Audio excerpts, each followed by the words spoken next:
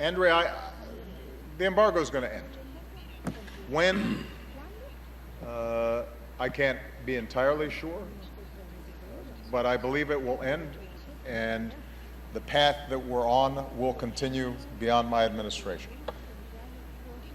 The reason is logic. The reason is that what we did for 50 years did not serve our interests or the interests of the Cuban people. And as I said when we made the announcement about normalization of relations, if you keep on doing something over and over again for 50 years and it doesn't work, it might make sense to try something new. And that's what we've done. And the fact that there has been strong support, not just inside of Congress, not just among the American people, but also among the Cuban people, indicates that this is a process that should and will continue.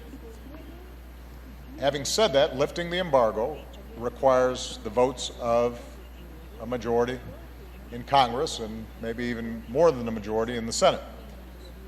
And as I indicated to President Castro, two things I think will help accelerate the pace of bringing the embargo to an end. The first is to the degree that we can take advantage of the existing changes that we've already made and we see progress, that will help to validate this change in policy. So, for example, we have said that it is no longer a restriction on U.S. companies to invest in helping to build internet and broadband infrastructure inside of Cuba. It is not against U.S. law, as it's been interpreted by the administration. If we start seeing those kinds of commercial deals taking place, and Cubans are benefiting from greater access to the internet, and when I go to the entrepreneurship meeting later this afternoon, I understand that we're going to meet some young Cubans who are already getting trained and are facile and using the internet and interested in startups. That builds a constituency for ending the embargo. If we build on the work that we're doing in agriculture,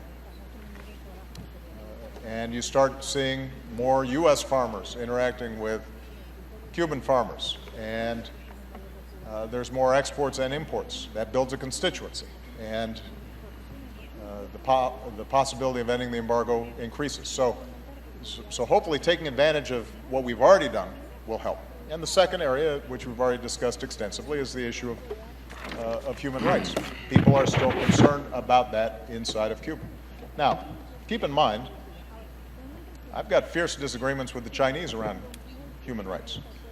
I'll be going to Vietnam later this year. I have deep disagreements with them as well.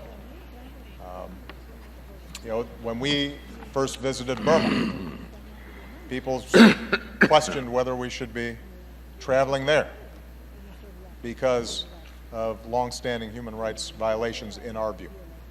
And the approach that I've taken has been that if I engage, frankly, clearly, stating what our beliefs are, but also being clear that we can't force change on any particular country. Ultimately, it has to come from within. Then that is going to be a more useful strategy than the same kinds of rigid disengagement that for 50 years did nothing.